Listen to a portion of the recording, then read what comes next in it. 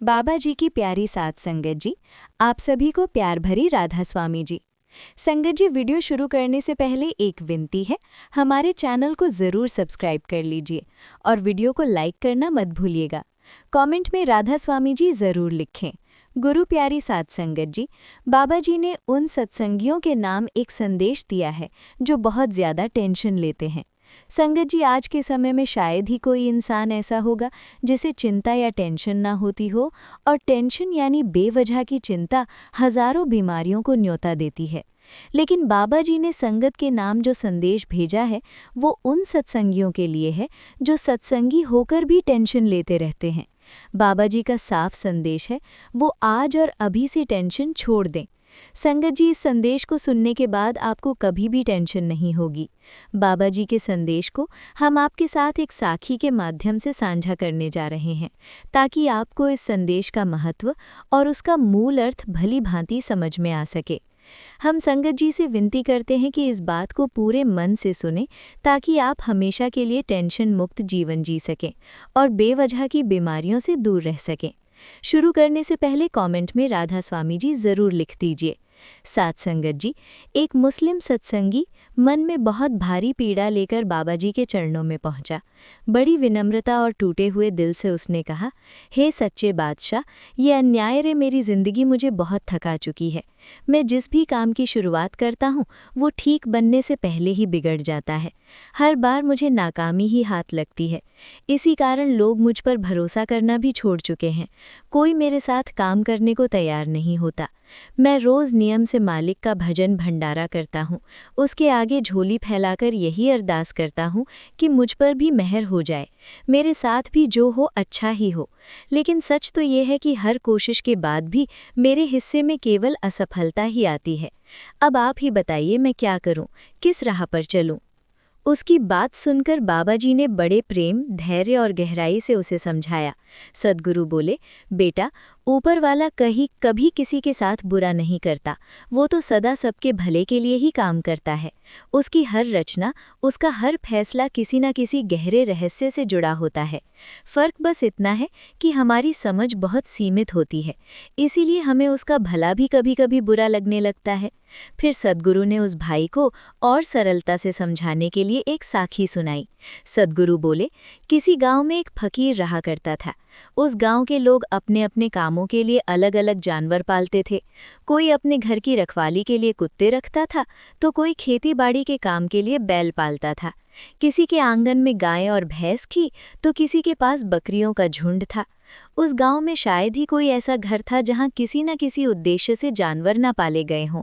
हर व्यक्ति अपने लाभ, अपनी ज़रूरत और अपने काम के अनुसार जीवों को अपने जीवन से जोड़कर रखे हुए था। आगे सद्गुरु बोले, वो फकीर उस गांव में रहते हुए हर घड़ी मालिक की रज़ा में खुश रहता था। उसकी ज़िंदगी पूरी तरह इबादत और भक्ति में डूबी हुई थी। गांव वाले जो भी उसे खाने को दे देते, वो उसी में संतोष कर लेता। उसके चेहरे पर ना कोई शिकायत थी, ना कोई मांग, बस हर समय मालिक की याद में मग्न रहता।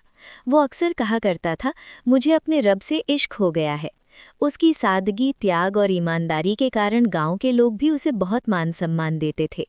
एक दिन अचानक उस गांव के सारे कुत्ते मर गए। जब ये बात गांव वालों को पता चली तो वे घबराकर फकीर के पास पहुंचे और बोले, बाबा, हमारे गांव के सभी कुत्ते एक साथ मर गए हैं। हमें डर लग रहा है कि कहीं कोई भयानक बीमारी तो नहीं फैल गई। उनकी बात सुनकर फकीर बिल्कुल शांत भाव से बोला, घबराने की कोई ज़रूरत नहीं, इसमें भी अल्लाह की कोई ना कोई मर्जी छिपी होगी, तुम चिंता मत करो।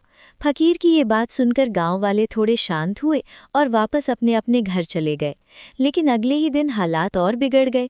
अब कुत्तों के बाद गांव के दूसरे जानवर भी मरने लगे। किसी के बैल गिर पड़े, किसी की गायें और बकरियां मर गईं। ये सिलसिला यहीं नहीं रुका, तीसरे दिन भी वही हुआ। देखते ही देखते पूरे गांव में एक भी जानवर जीवित नहीं बचा। अब तो लोगों का डर और बेचैनी बहुत बढ़ गई। सब इकट्ठा होकर फिर से फकीर के पास पहुंचे और व्याकुल स्वर में बोले, बाबा, पहले हमारे कुत्ते मर गए, फिर एक एक करके सारे पशु खत्म हो गए।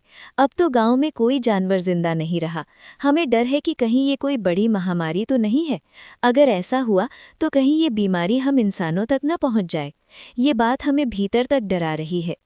गांव वाले घबराए हुए बोले, हे समझ में नहीं आ रहा कि ये सब क्यों हो रहा है। तो फकीर ने कहा, ऊपर वाले के हर काम में कोई ना कोई गहरा राज होता है जो हमारी समझ से बाहर है। लेकिन गांव वाले कहने लगे, बाहर नाम शाये है। अब हालात ऐसे हो गए हैं कि हमें जल्दी से जल्दी कोई उपाय ढूंढना ही होगा। अगर ऐसा ही चलता रहा तो हमारा बहुत बड़ा नुकसान हो जाएगा, क्योंकि जानवरों के बिना हमारे तो सारे काम ठप पड़ गए हैं। आप ही बताइए बाबा, अब हमें क्या करना चाहिए?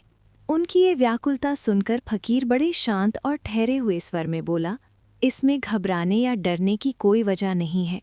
जो अल्लाह, जो रब पूरी सृष्टि को चला रहा है, क्या उसे इस सब का ज्ञान नहीं होगा? क्या वो हमारी हालत से अनजान है? वो सब कुछ जानता है। जो कुछ भी हो रहा है तथा इटिया हुआ रहा है, उसके पीछे भी उसी की कोई मर्जी छिपी हुई है। और यकीन मानो, वो जो करता है इंसानों की भलाई के लिए ही करता है। हमें बेवजह चिंता नहीं करनी चाहिए, सब कुछ उसी के हवाले कर देना चाहिए, क्योंकि इंसान के हाथ में कुछ नहीं होता, सब कुछ ऊपर वाले के ही हाथ में है। फकीर की ये बात सुनकर कुछ गांव वालों का धैर्य टूट गया। उनके भीतर का डर गुस्से में बदल गया। वे नाराज होकर फकीर से उल्टा सीधा बोलने लगे, यहाँ तक कि उसे गालियां भी देने लगे। कहने लगे, हमें तो लगता था कि तुम कोई पहुँचे हुए फकीर हो। हमने सोचा था कि जब मुसीबत आएगी तो तुम हमारी रक्षा करोगे, लेकिन तुम तो बस हमें चुप बैठने और सब भगवान पर छोड़ देने की ही बात कर रहे हो। इतना कहकर फकीर को अपशब्द बोलते हुए वे लोग गुस्से में अपने अपने घर लौट गए। फकीर चुपचाप वहीं खड़ा सब सुनता रहा, न कोई जवाब दिया न कोई सफाई। उसी दिन जब रात गहराई और पूरा गांव नींद में डूब गया, तभी अचानक उस गांव में डाकुओं का एक गिरोह घुस आया। चारों ओर अंधेरा था और सभी लोग अपने अपने घरों में गहरी नींद सो रहे थे। किसी को आहट तक न मिली कि एक और बड़ी परीक्षा चुपचाप गांव के द्वार पर खड़ी हो चुकी है। पिछले गांव में लूटपाट मचाकर डाकुओं का झुंड इस गांव की ओर बढ़ा। जब वे गांव की सरहद में दाखिल हुए तो चारों तरफ सन्नाटा पसरा हुआ था। न कहीं किसी इंसान की हलचल दिखी, न किसी घर से रोशनी या आवाज़ आई। सबसे हैरानी की बात ये थी कि न कोई कुत्ता दिखाई दिया न कोई और जानवर। पूरे गांव में जैसे जान ही नहीं बची हो। ये दृश्य देखकर डाकुओं का सरदार ठिठक गया। उसने चारों ओर नज़र दौड़ाई और बोला, ये तो बिल्कुल उजड़ा हुआ गांव लगता है। यहाँ न कोई पहरा है, न कोई रौनक, न एक भी जानवर है। ऐसा लगता है यहाँ कोई रहता ही नहीं। चलो, समय बर्बाद मत करो, किसी और गांव में चलकर हाथ साफ करते हैं। इतना कहकर डाकुओं का दल बिना कोई नुकसान पहुंचाए इस गांव को छोड़कर आगे निकल गया। सुबह जब उजाला हुआ तब गांव वालों को ये खबर मिली कि डाकू लूटपाट करते हुए उनके गांव तक आ पहुंचे थे। लेकिन पूरे गांव के वीरान होने की वजह से डाकुओं ने ये मान लिया कि यहाँ कोई रहता ही नहीं। इसी नादानी और इसी सोच के साथ वे वापस लौट गए। ये सुनते ही गांव वालों की आंखें खुल गईं। वे दौड़ते हुए उस फकीर के पास पहुंचे, उसके चरणों में गिर पड़े और सब धैर्य झाता था गए एक साथ उसके चारों ओर इकट्ठा हो गए। अब उनकी आंखों में गुस्सा नहीं था, बल्कि पश्चाताप और कृतज्ञता थी। तब फकीर ने उन्हें प्रेम और धैर्य से समझाया, हमें कभी भी रब से शिकायत नहीं करनी चाहिए कि वो ऐसा क्यों करता है, क्योंकि वो जो कुछ भी करता है हमारे भले के लिए ही करता है। जो रब एक नन्हे बच्चे को माँ की कोख में ही भोजन पहुँचा सकता है, क्या वो हमारा बुरा कभी सोच सकता है? उसका हर फैसला हमारी समझ से बड़ा होता है, लेकिन उसका उद्देश्य हमेशा हमारी भलाई ही होता है। इसलिए हमें जीवन में कभी भी व्यर्थ की घबराहट या चिंता में नहीं पड़ना चाहिए और हर बात पूरी तरह उस मालिक के भरोसे छोड़ देनी चाहिए। अगर वो देता है तो दिल से उसका शुक्र अदा करना चाहिए, और अगर वो कुछ रोक लेता है तो सब्र के साथ उसे स्वीकार करना चाहिए। लेकिन हालात चाहे जैसे भी हों, उसके आगे शिकायत का भाव कभी नहीं लाना चाहिए। वो हमसे कहीं बेहतर जानता है कि हमारे लिए क्या सही है और क्या नहीं। इसलिए जो हो रहा है उसे सहज भाव से होने देना चाहिए और बेकार की चिंता में अपने मन को परेशान नहीं करना चाहिए। जो इंसान मालिक के दिए पर कृतज्ञ नहीं रहता, उसके ऊपर से धीरे धीरे उसकी दया और मेहर का साया हटने लगता है। इसी कारण जीवन में कभी निराश नहीं होना चाहिए, हर हाल में उसका धन्यवाद करते रहना चाहिए। अगर वो आज कुछ देता है और कल वही वापस ले लेता है, तब भी मन में शिकायत नहीं लानी चाहिए, क्योंकि जो हमें नुकसान जैसा दिखाई देता है उसी के भीतर अक्सर हमारी भलाई का गहरा रहस्य छिपा होता है। संगत जी, हमें पूरी उम्मीद है कि इस साखी को सुनने के बाद आप बेवजह की चिंता अब कभी नहीं करोगे। तो साथ संगत जी, आपको ये साखी कैसी लगी हमें कमेंट बॉक्स में ज़रूर बताएं।